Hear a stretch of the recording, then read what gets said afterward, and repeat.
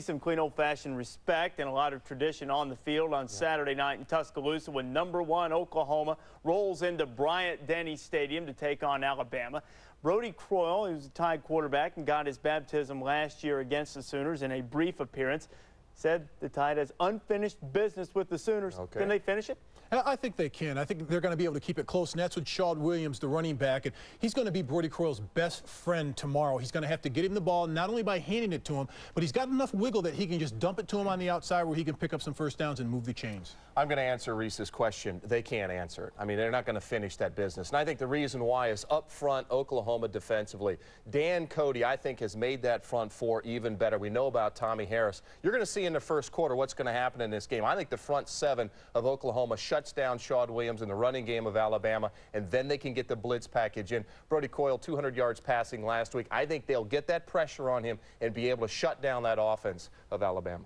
We will be able to see all of the action in Tuscaloosa. Is that okay? Sure. Okay, all right. Well, we like a little spirited debate between you two guys. You know, that happens around here from time to time. Well, 7:45 Eastern Time on Saturday night, following the college game day scoreboard. It'll be, I was just listening. We all do. Yeah. Well, that's true. Most people do. Oklahoma and Alabama at 7:45 on Saturday night. Joining us now, the head coach of the Sooners, Bob Stoops. Bob, thanks for being with us. Good to visit with you guys. We have all of the hype coming into this game, two tradition-laden programs, all the national championships the two programs have shared. How can you sense from your team that a particular game might get them a little more revved up? Well, you could tell really early on in the week, the bounce in their step, their attention, the intensity in practice, and their focus, and they recognize Alabama with the great tradition of championships that they have, and coming down here that they need to be ready to play. Coach, last week Jason White comes back, throws for 250 yards, does a nice job, but the running game was a bit ineffective. Is the running game where it needs to be, and if not, how do you get it there?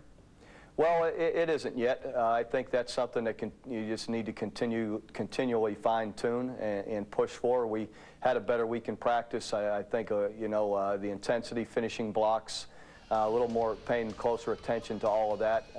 You know, and I don't know that we started off a year ago with our running game, what it was by mid-year and later on. So I think that's something that hopefully will continue to progress as we go through the year. We'll push for it for sure.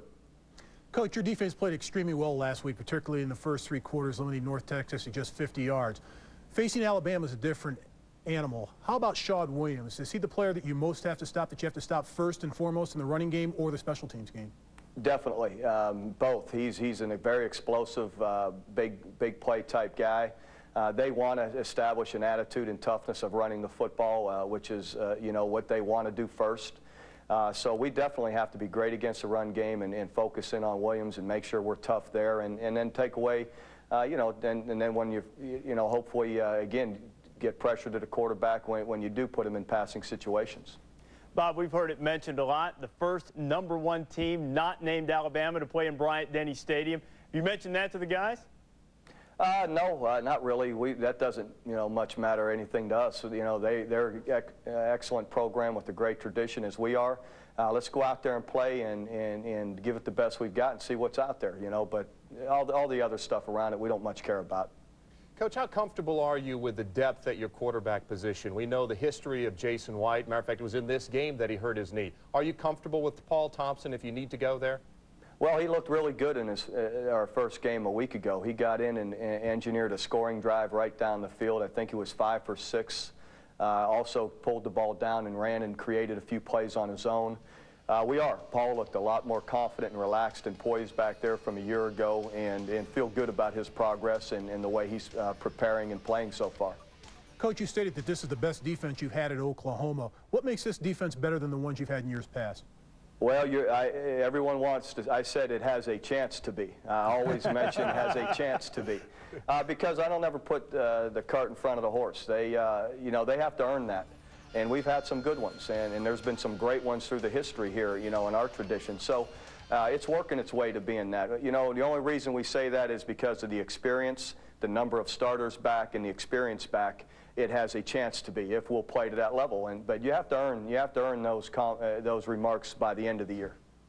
Bob, ought to be a great one on Saturday night. We're looking forward to it. Thanks for taking some time with us. Okay, good to visit with you guys.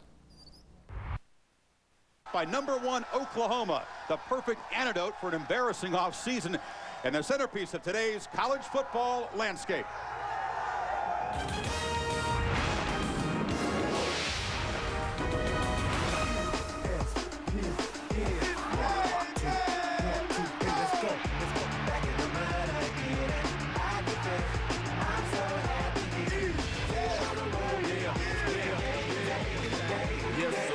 Time of year's finally here, game day with Bubba K. Ain't nowhere to hide, so just line it up and run the play. Everybody wants to be a winner in December, but first we gotta separate contenders from pretenders. Not so fast, my friend, tell them Corso. Our show is so superior to your show. ESPN, the king of college pigskin. 10 years they running for a flat towards another 10 this week. Stoop Sooners roll into Tie-Town, just as the controversy seems to have died down. But only time I tell if shooters a solution, or if the sugar visions of the Sooners is illusion.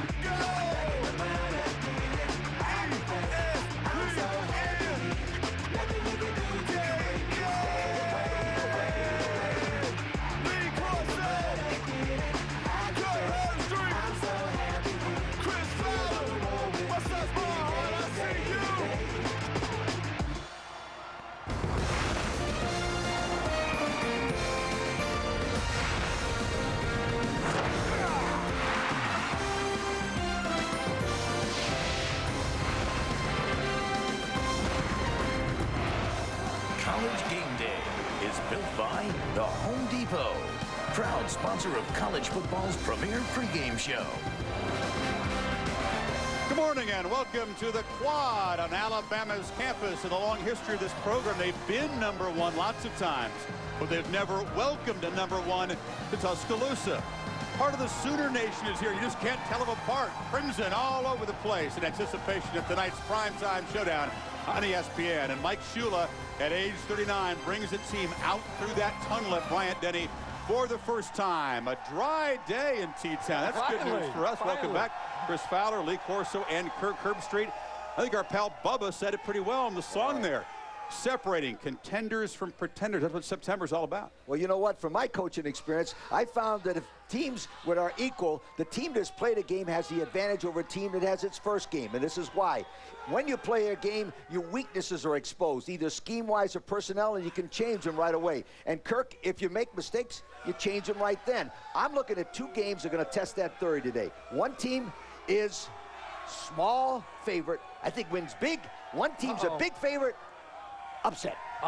We'll find out. You're going to give us that a little bit later. The thing that I was reminded in the first week of college football, once again, defense is king. If you want to watch this year in college football, see who's going to win those conference championships, see who's going to be in the mix for the BCS, watch the defenses. Of the top 21 defenses in the country, 20 of those teams won. And, of course, Ohio State, Oklahoma, Miami, and USC, the top 4 teams in the country. Very impressive starts. You want to win games, play great defense. That's the answer. A little defense here tonight in this game. Huh? Oh, yeah, big Once time. again, thrilled to welcome Rocket Ismail, new member of our game day team. Besides these big matchups, there's a lot of really good individual subplots in these games today. Man, in the Miami-Florida Gators game, Brock Berlin faces his former teammates. I'm interested to see if he's going to try. That overrated. But now to the collision of Crimson tonight. Bama versus Boomer Sooner, Bud versus the Bear. Rich living legacies from programs near the top in all-time wins and bowl appearances.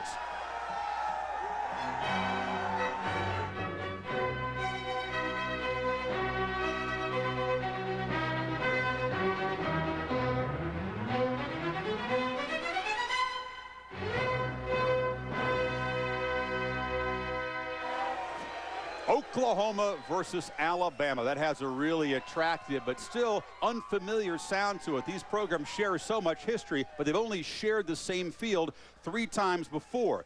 The Sooners are the most popular pick to play for the national title game, but this is their toughest road obstacle, and last season they closed with 2 out of 3 losing on the road. On-campus debut for Mike Shula, whose last game here was as a tied quarterback in a narrow escape against Temple. They ain't playing Temple tonight, but his Dammit team is filled with belief after really outplaying the Sooners last year in Norman. This is what we want. You know, we want to play the best of best. We want to find out where we're at. So, you know, These guys coming in this weekend are definitely deserving of their #1 ranking. We've been in a lot of strong, great stadiums here at Oklahoma, and you know, this is another one. So once we get on the field, it's business as usual, and we understand what kind of environment it is, but I think we're used to that. That's what's exciting about this job, to be able to, you know, hey, you're playing on national TV, you're playing against the #1 team in the country. I mean, it doesn't get any better than that. But here's some history, Coach. The last half century, 6 out of the 7 Tide coaches lost their first game versus a ranked opponent. And that runs the gamut from Paul Bryant to old ears Whitworth. Bill Curry, the one exception. Talked to Gene Stallings, who started 0-3 his first year. He said there's no such thing as a no-pressure game here at Alabama. The best thing for Shula against South Florida is that he didn't lose that game. Also another good thing for Shula, Dennis Francione built this football team, and he won 17 games with it in the last 2 years. So they've got some talent here. But Mike Shula did a good job of keeping good people around him. He hired 3 former head coaches in college, Joe Kynes, Doug Ryder, and Sparky Woods. Now, Kirk, I think those guys with experience helped them score 33 unanswered points last week and win that ball game. He's smart, that Shula. Well, you're bringing up Francione. You want to drop a War Eagle on him? Not yet. The way you did in preseason? All right. The reason I like this Alabama football team is the perseverance of the football players. Look at all the distractions that they've had to deal with in the last 4 years. They've been put on probation. They can't compete for a conference championship. They can't go to a bowl game. 3 coaches in less than a year. The one thing that remains constant are the Alabama football players. Despite the distractions, when you talk to the players, there's a look in their eye. When I visited campus here about 2 weeks ago, you talk to some of the players, that's when I could tell that Alabama, despite all these problems off the field, they're going to have a good year. You combine the attitude of the players, and you combine that with the fact this is still Alabama. They still recruit great football players. Alabama's going to have a great win. Great year. They can win 8 games this year. You know, a lesser program with less pride would have collapsed because no program's been through more in the last few years than this program has, certainly. They have a lot of young talent on this team. You're right, Kirk. 10 starters are either sophomores or freshmen, and that's important. They're going to have young talent gaining experience because they're going to start to feel the severe hits from probation. A total of 21 scholarships. They got 6 more next year. They're going to really feel more impact from that in the coming years, but they've shown toughness and resilience. They're going to need a lot more. Ahead a lot more in this game, the Tide playmaker Shad Williams. He's survived a rocky career journey, and how Sooner Teddy Lehman used his wheels to go from small town to big time. But now also knows that tonight Alabama must avoid a recurring pattern. Slow offensive starts. They had to climb out of a 20-point hole in Norman last year. They had 29 miserable minutes last week on offense. Their first 3 drives netted 15 yards. Took a while for Brody Croyle to settle down. Can't happen tonight because Oklahoma will swarm at you with a star from every position on defense, including Teddy Lehman. He's big and he's pale, but he's very, very fast. And Bob Holtzman tells the story of how 0.2 of a second paved Lehman's path from a small town to the big time.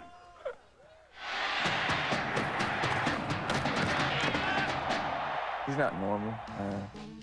You know, anybody that weighs 250 and runs sub 4.4, something's wrong. It's a talent that almost went unnoticed. Before Teddy Lehman became an All-American linebacker, he was a small-town high school star in Fort Gibson, Oklahoma, getting no interest from recruiters and having no idea how to create any. There weren't never any good players come out of my high school, really. Big-time players, so it really, no one knew what it took. I know there was a lot of dismay there as far as myself and the coaching staff, that we just felt like, we felt like we really had the real deal on our hands. Teddy has always been that guy that is not going to go unnoticed. He is going to make something happen somewhere, sometime. Lehman wound up here at Oklahoma not because of anything he did on the field in Fort Gibson, but because of one answer on an OU questionnaire. It asked for his time in the 40-yard dash. His response? 4.3. Sooners coaches didn't believe it, so they invited him to their high school football camp to clock it for themselves. More often than not, somebody that says they run a 4.3 from Fort Gibson, Oklahoma, has no credibility. He came over and he's like, so what do you think you're going to run? I said, I don't know, probably, hopefully under 4.4 or under. And he started laughing. He's like, yeah, right. I bet you won't run anything under 4.6. The first one, he ripped off a high 4.3s and a 4.38. Coach Venable said, look, this can't be right, run it again. So I ran it again, and there's some more coaches over there, and then I ran like a 4.38, and then the next one was like 4.37. So they kept making me go back. Then we got every coach in the building to get a watch on him, and the highest was a 4.41. So we all started realizing what incredible speed and explosiveness Teddy had. What are we waiting for? You know, it was pretty much a slam dunk. 2 days later, Oklahoma offered him a scholarship, and Lehman thought that would be his story's happy ending.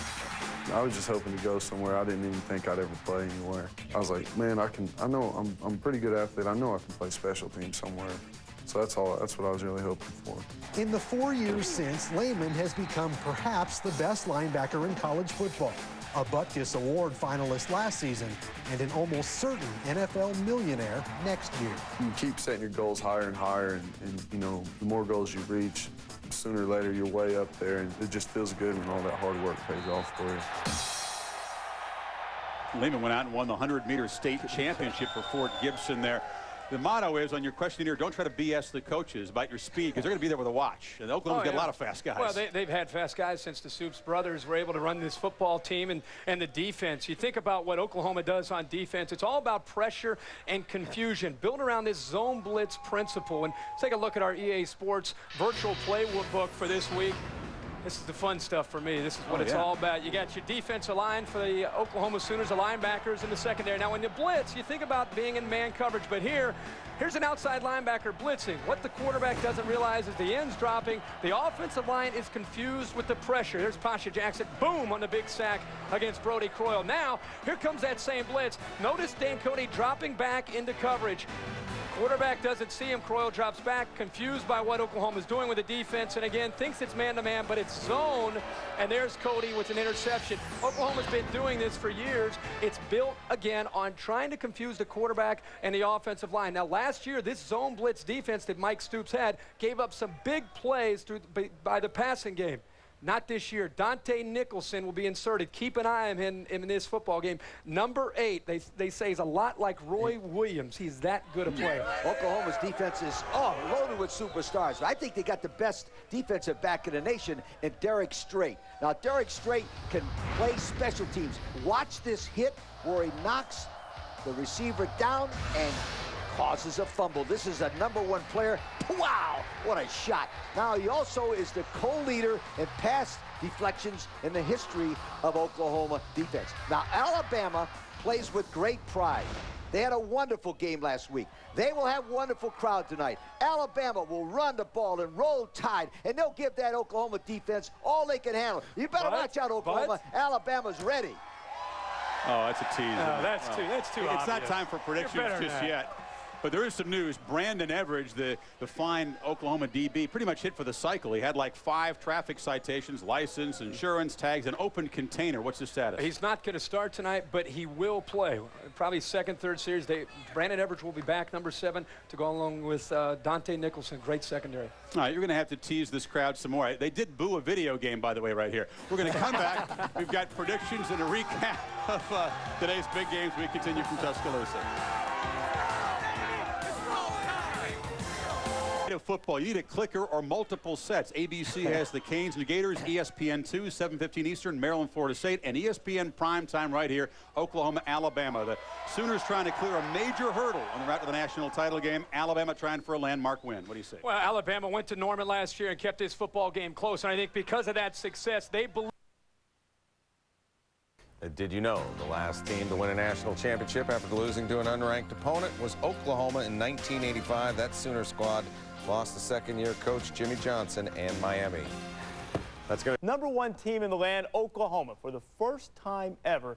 A visiting team in Tuscaloosa ranked #1. Take on Alabama. Mike Shula making his debut in Bryant-Denny Stadium, and walking in, it was a sea of crimson, even for the visitors. Crimson on all sides. And this was a hard-hitting affair. Roman Harper drilling Mark Clayton. Hello, sweet daddy. 6-0 OU lead, and Mark Bradley introducing himself to Triando Salute. It's a 6-3 game. The Sooners then go up top as they did a year ago. I thought Jason White played very well. Nice protection. See it here, 46 yards to Mark Clayton. Oklahoma's up by 10, 13-3.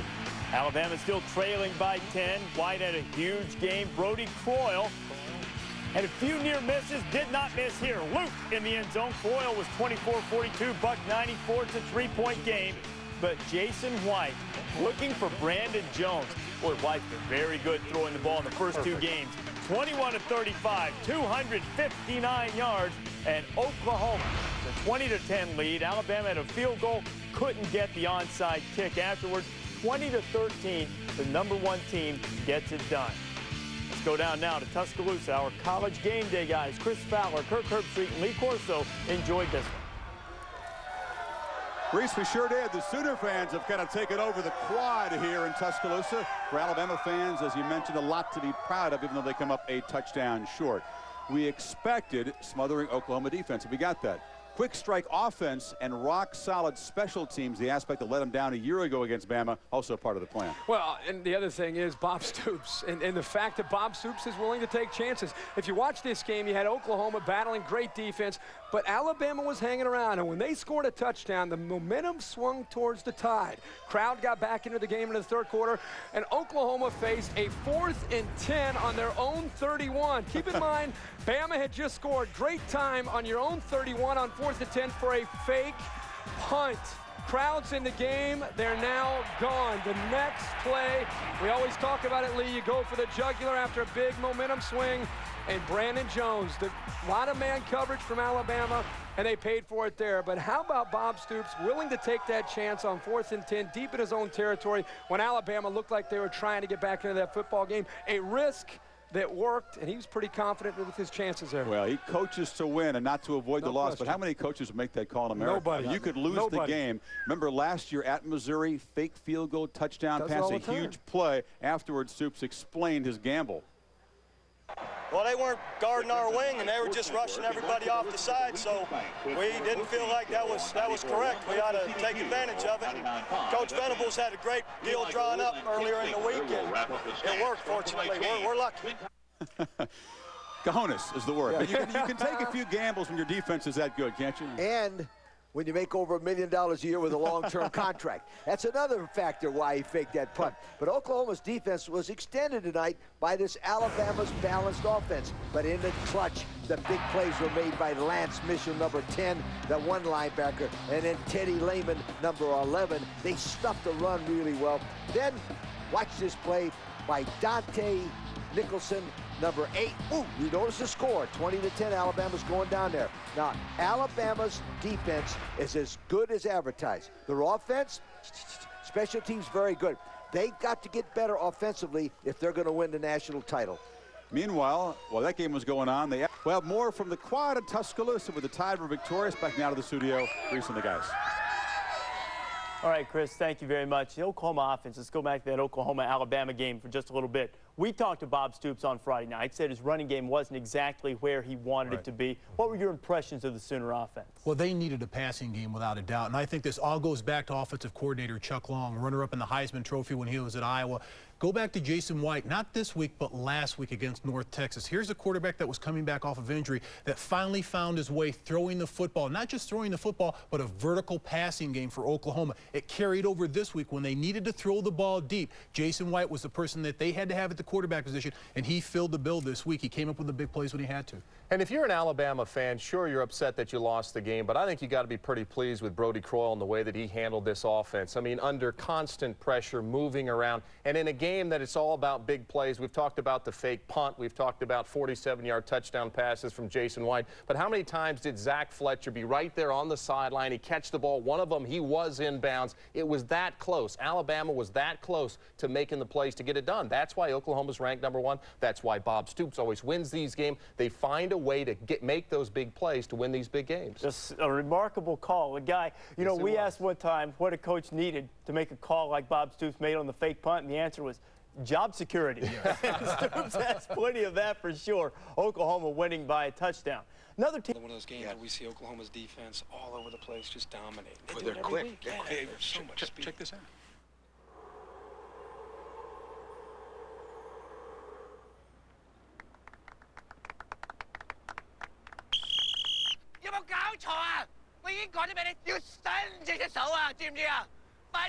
thought Coach Stoops was tough. When College Game Day's on campus, you gotta step it up. ESPN College Game Day, built by the Home Depot, 10:30 Saturday mornings on ESPN.